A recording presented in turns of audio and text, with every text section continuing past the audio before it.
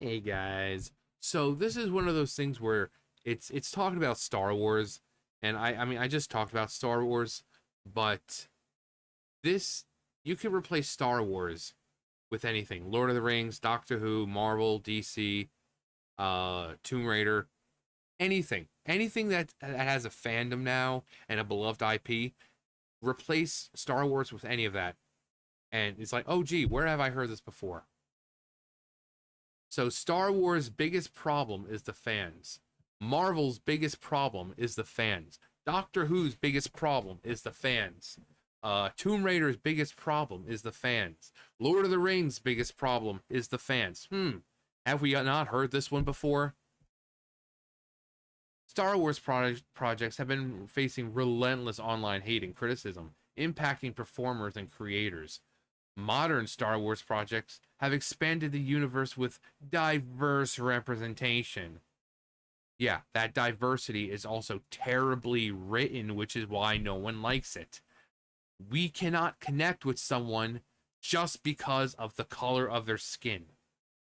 I talked about this with one of the games one, that when you connect with a character, you don't have to see yourself like as that character.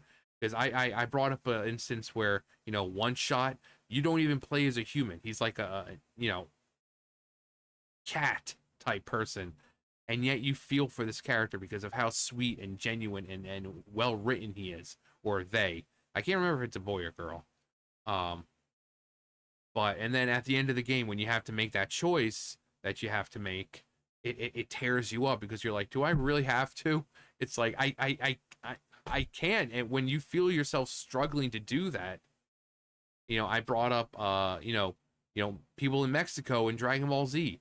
Do they look like Goku and Vegeta and Gohan? And no, they don't. But they still see themselves and relate to them. But you can't put a character in there and have them like, oh well, they're gay, they're black, they're this, they're that. You have to like them, otherwise you're a fucking bigot, racist, homophobe, and you like to kick puppies, and you never call your grandmother. You can't expect people to like a character just because of how they identify or their skin color. But that's all these people are doing now. They're putting in these characters and expecting us to care about them because, well, the diversity inclusion. The only people who care about that shit are weirdos like this guy, like fucking Alyssa Mercunti and the other fucking weirdos on Twitter. You are the ones who care about diversity and inclusion and how one represents themselves and all that shit. Other normal people care about a well written character. I know, crazy.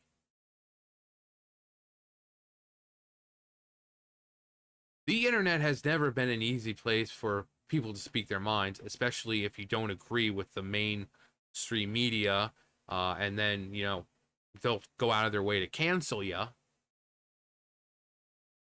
Convenience of a digital connection aside, there's always been online trolls and toxic comments. Again, Star Wars aside, you can say Doctor Who, Lord of the Rings, Marvel, DC. Every single time, it's you have some fucking asshat like this coming out and sucking the fucking cocks of these people, or the producers or actors like, well, this project isn't for you then. If you don't like it, then don't watch it. We don't need the toxic fans. I'm sorry, Star Wars has been around since 1977. Who's been the one keeping it around? The fucking weirdos on Twitter? No, it's the fans. The fans are the ones going out and buying the DVDs, the fucking collector's editions, the fucking collector's items, the comics, the toys, the fucking costumes, the props from the fucking original trilogy. They're the ones who kept it alive. Okay, so to keep coming out and shitting on the fans, the actual fans, because they have some criticism, because they're tired of fucking diversity forced down their throat and having these diverse characters completely shit characters showing up able to just do whatever the fuck they want, no training, no nothing whatsoever, all because I'm a strong, powerful black female. Oh, you're not able to use the Force right now, but I sense great power in you, and you're going to be the greatest Jedi ever known to man. You know, that shit. Oh, hey, I've never picked up a lightsaber in my life, and I've never trained with it. You know, suddenly I can wield one perfectly fine, and I can move the Force when we saw Luke and Anakin have fucking training montages. That's what people are sick of. All because, look, see, women are just as good as men. It's that bullshit. They're not and also, you just hate women characters.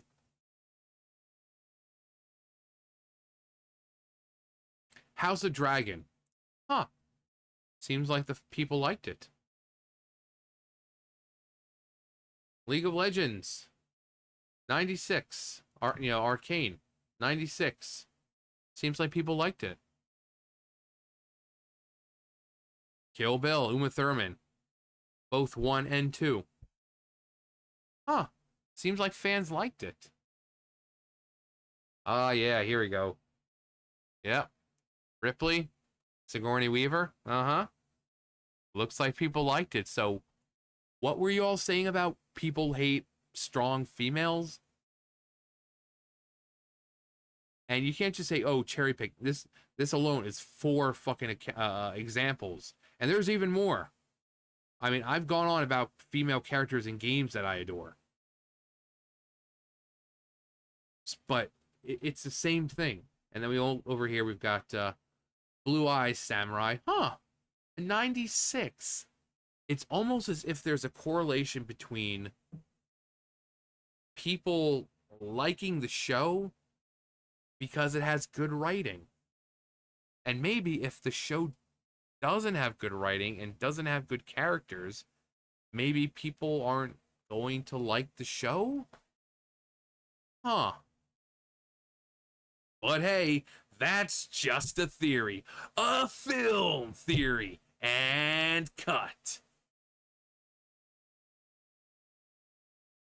Anyway, convenience of a digital connection aside, there's always been online trolls and toxic comments ready to pounce on anyone who dares to bear their authentic self in public life.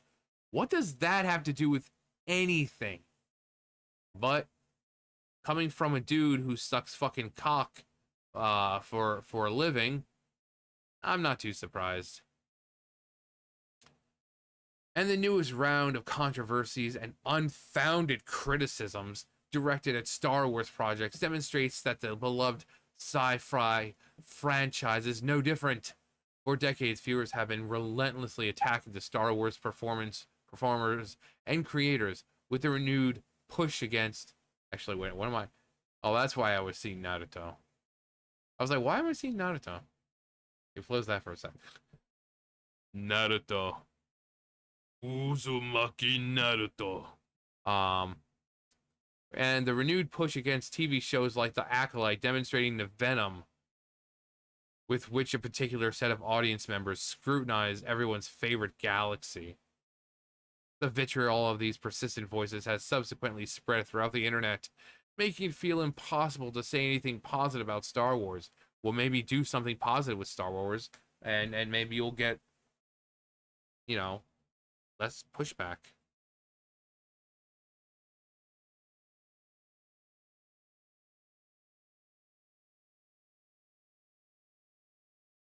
Making it impossible to say anything positive about Star Wars without turning everything into a heated debate.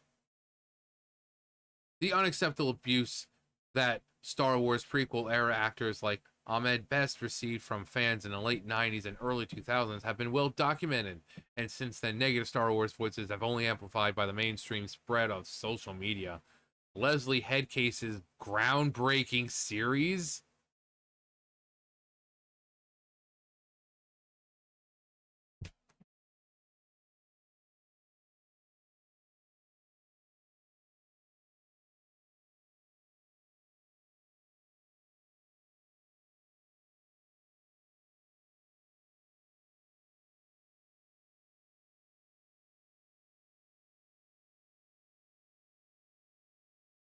Huh. I think this dude is this Cameryn Barnett. I think he's living in a galaxy far, far away. maybe an alternate timeline, because nothing about the Acolyte is groundbreaking. Nothing has been relentlessly review bombed online, causing the Acolyte to possess a huge disparity between its positive critical reception and abysmal audience score. You want to know why? Because normal people are tired of it. Again, you can't just, here's a strong, stunning, and brave black protagonist, and she's not gonna have any real fucking personality, but she's black, and if you don't like her, then you're racist and you're misogynist because she's a black female and you need to like her. Okay, well, why should we care about? Because she's a strong black female. Sorry, strong black female's not a fucking personality, cuntbag. I can't care about a fucking character just because the fucking color of their skin. You have to give me more. This amazing character who stares at a dude's dick for 15 seconds. Oh yeah, I totally see myself in that character. Because I too happen to stare at fucking dick for about 15 seconds when it comes, when I come across it.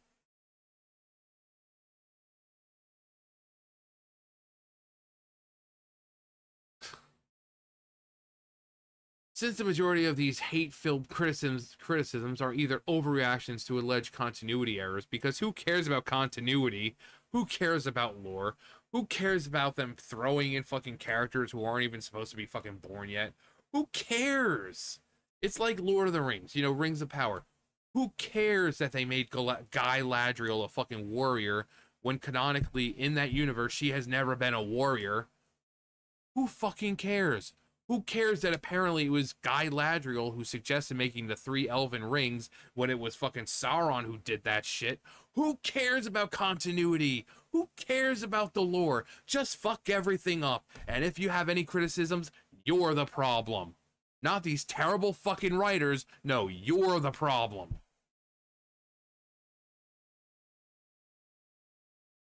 Aimed at attacking the Backlash universe continuity errors with the Star Wars universe, or Backlash aimed at attacking the show's long overdue inclusivity.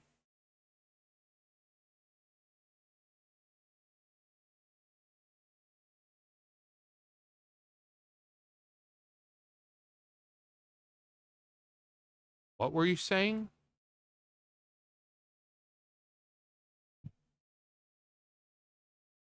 Empire Strikes Back, 1980.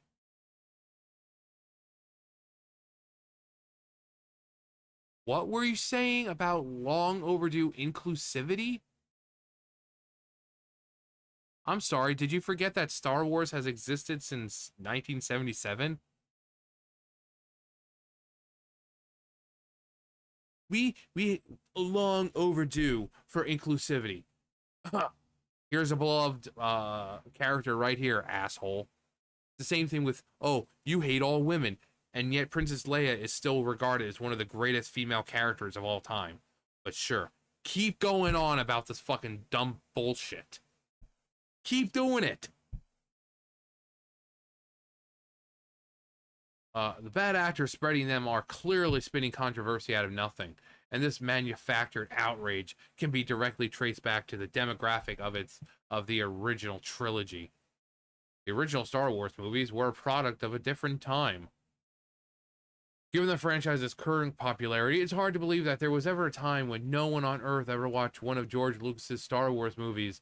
The first film in the original trilogy, originally just titled Star Wars upon its 1977 release, was shown to the public during a decade of classic hits like Steven Spielberg's Jaws in 1975 and Rocky in 1976. This was a time when Hollywood relied almost exclusively on traditional tropes. Maybe sometimes tradition is best. Because guess what? All those movies, it seemed to work out for them, didn't it? The exclusively through a Eurocentric white male lens. And yet Star Wars had Princess Leia, one of the most beloved, strong female characters ever to be introduced. But sure, keep going. Ripley, again, we uh, again, Ripley. When did Alien come out? Yeah, exactly. Shut the fuck up. Once again, you people have no fucking real rebuttal or facts. You're just spewing the same fucking talking point about it because you have nothing. You have fucking nothing. Fans do not hate women.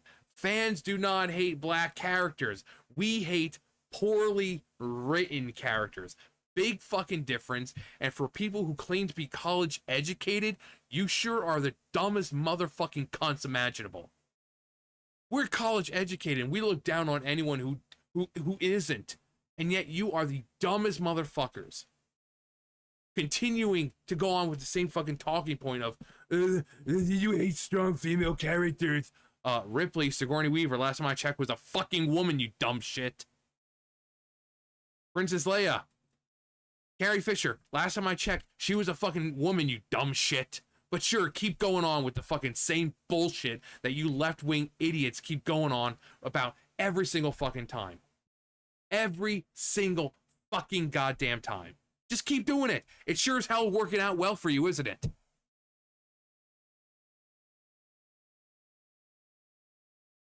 Protagonists were almost always played by an ultra masculine because do you think, I don't know, Indiana Jones would work very well if you know, the role of Indiana Jones was played by a fucking sissy? Boulder, snakes.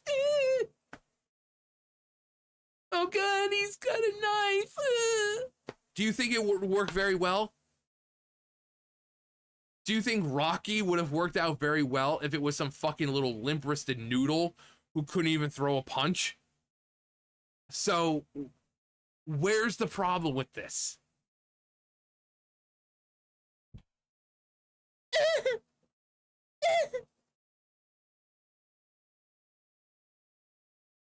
Clubber Lang actually no, he probably, one punch, his head comes fucking flying off. Zeus! Ivan Drago, if he dies, he dies. In this case, he would fucking die. One punch and that man's brains will be fucking disintegrated. So, there's nothing wrong with ultra masculine tough guys, especially in roles like Indiana Jones or Rocky or something like that, where having a little limp-wristed noodle it doesn't fit. Now, is Indiana Jones the most masculine of men? No. But he's definitely not a fucking coward or wuss. Nowadays, with the new Indiana Jones movies, he's gotta be talked down to by the women because women are strong and empowered and they're not gonna take shit from Indiana Jones anymore. Same thing with Jean-Luc Picard and all these other men who were traditional men back in the day and are now just being talked down to by women.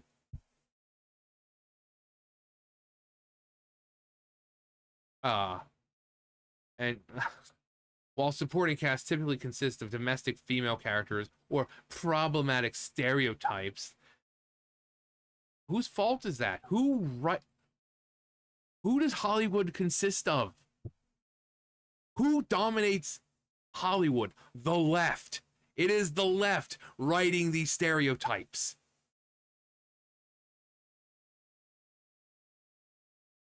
And films released during this insulated time period, the original Star Wars movies are often constructed as possessing a similarly narrow narrative focus. Despite taking place in a galaxy far, far away from from the filmmaking conventions of Earth, Star Wars' original trilogy features a mostly white cast, female characters with largely unrealized. I'm sorry, what? I'm sorry, what? Yes, because Princess Leia had largely unrealized potential and no LGBTQ plus storyline because not.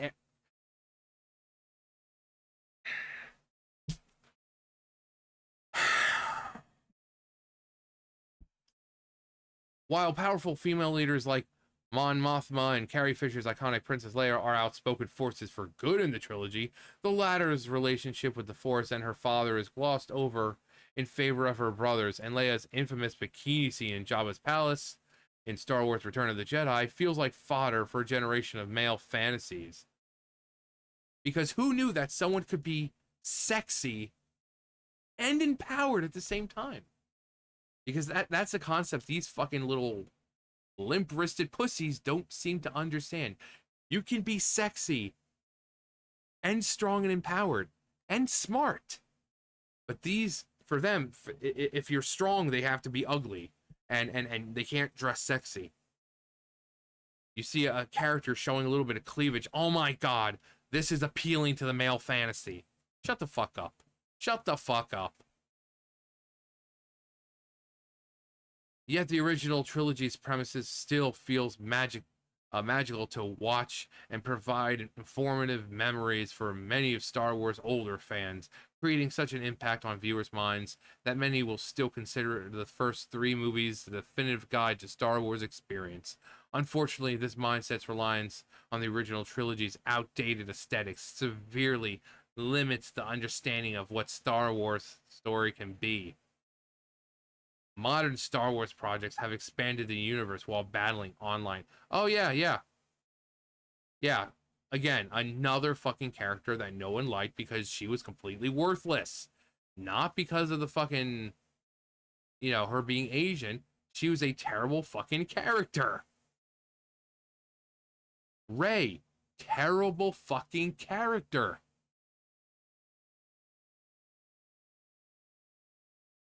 In the aftermath of the original trilogy's popularity, Star Wars broadened its appeal to accommodate an entirely new generation of fans to the franchise. The prequels Queen Padme Amidala, Natalie Portman, which was good back in the day. I mean, she had some kind of good chemistry with Hayden Christensen, at least somewhat. I mean, if it wasn't for her, we would have gotten great lines from him like, I hate sand, it's coarse and it gets everywhere. That's something he would only say to her, opening up, really feeling vulnerable.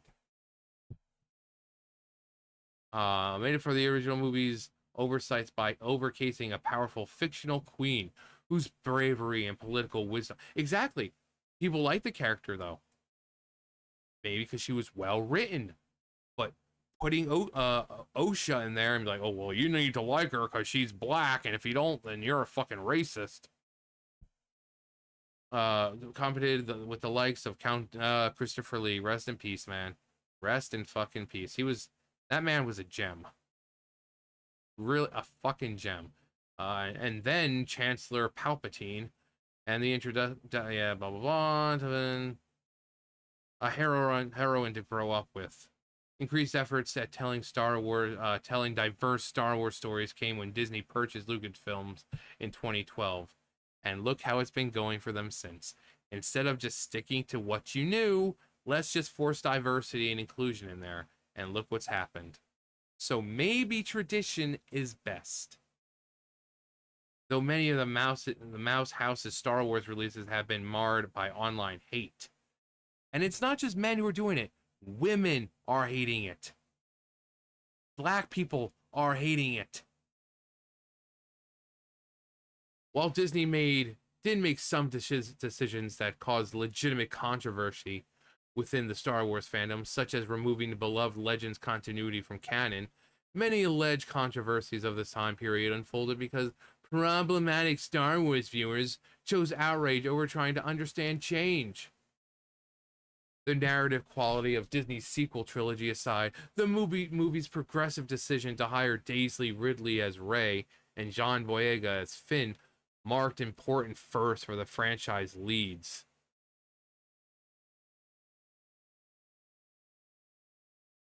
Yet these casting decisions also resulted in constant online harassment for both actors in the aftermath of their performance, and many detractors trying to drag Star Wars back to a less inclusive past. See, this is the problem. How many times has this person mentioned inclusivity? That again, They don't care about a good story. They don't care about well-written characters. This is all they are. Identity. What's between your legs, your fucking skin color, your pronouns, and who you decide to fuck. That is all they are. And this person just proves the point. This is why we can't have good things anymore, because of people like this. People like this are taking over those spaces and creating new things with these IPs and franchises that we've loved for decades. Flash forward to The Last Jedi's release in 2017, and this online hate reached a new fever pitch. Kelly Marie Tran's heart... Quit fucking lying. Heartwarming performance as Rose Tico drew the ire of racist internet horde, causing Tran to quit. Hasn't that been proven to be untrue? In order to look out for her mental health, Disney admittedly did not handle the backlash well. Not only did the final film in the sequel trilogy, 2019's The Rise of Skywalker, greatly reduce Rose's screen time, but the brief lesbian kiss featured in the background at the very end of the movie felt disappointing for... Again, thank you for proving my fucking point. The lesbian kiss featured in the background at the very end of the movie felt disappointing for audience members who waited so long for sincere queer storylines. Because that's why we're going to see Star Wars. Not because Star Wars, seeing stars, wars amongst the stars and lightsabers and all that. No, for queer storylines. In this instance, it felt like the most vocal opponents of the sequel's central performance had won. The future of Star Wars should be focused on representation and inclusivity. All right, we got 3 more left. Thankfully, the most recent installments in the Star Wars universe have built upon the franchise's contemporary legacy by including more representative storylines in an age of digital hate. The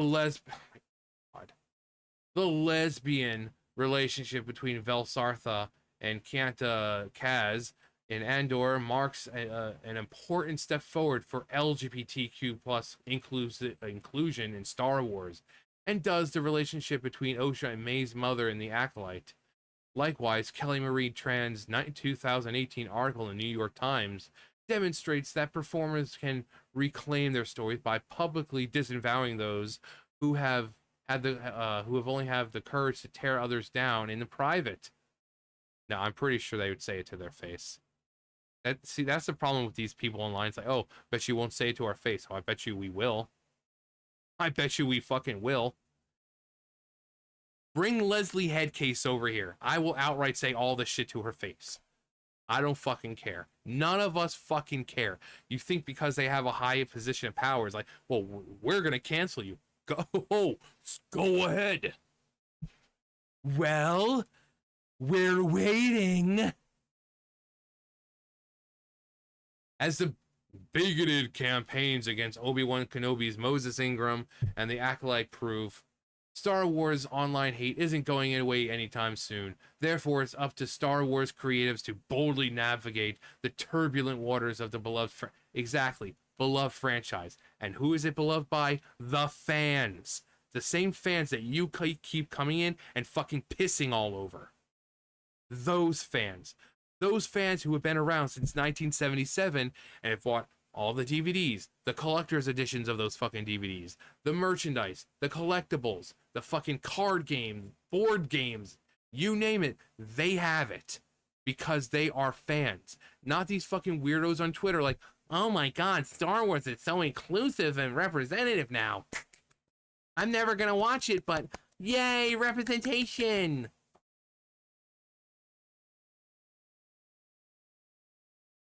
In a recent interview with the New York Times, Lucasfilm President Kathleen Kennedy herself acknowledged that women in Star Wars are often subject to audience attacks because of the franchise's vocal male fan base. And what about the fans who aren't females, who are still vocal?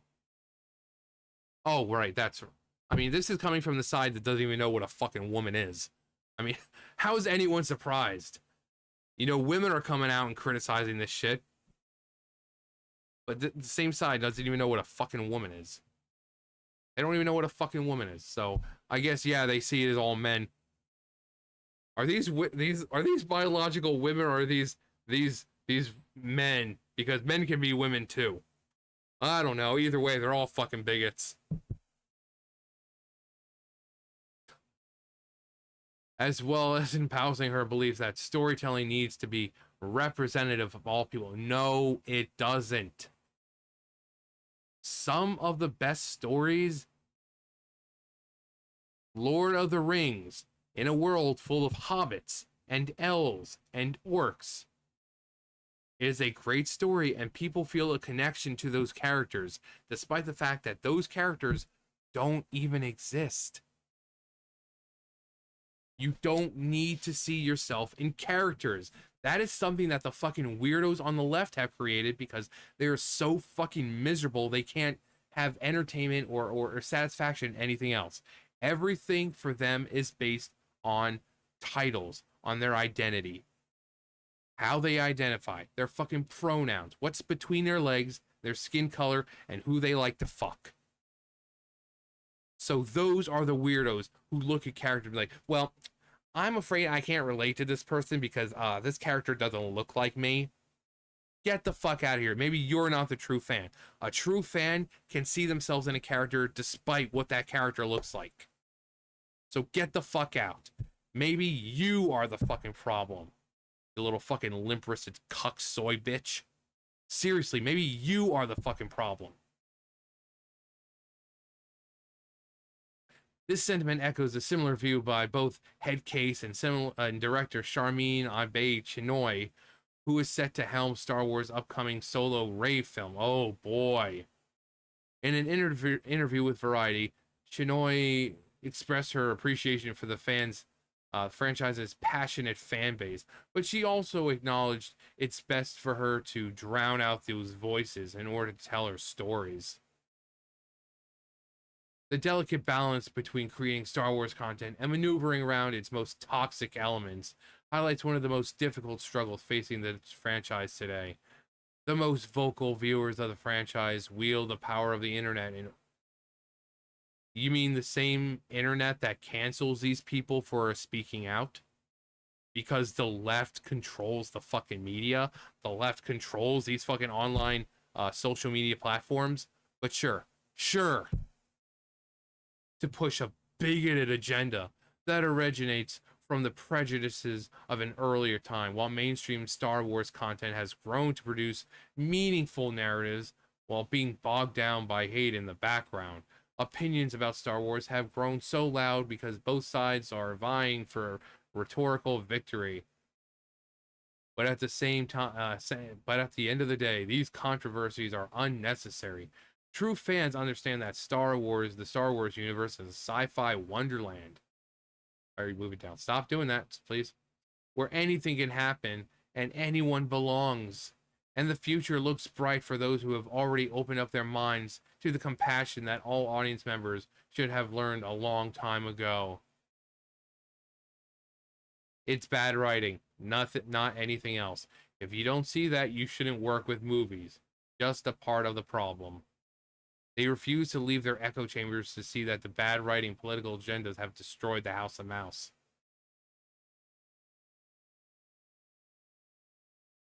The article nearly lost me with groundbreaking series. There is nothing groundbreaking about the series. All of this is false. False. What you said is not true. Is this entirely new generation of fans in the room with us right now? Acolyte is simply a poorly written show. Acting isn't much better. Just look at the reviews. Pretty simple. The basic premise here, plainly stated, is that representation and inclusivity should be the focus of Star Wars. There are plenty of strong female characters that are not Mary Sue. Yeah, exactly.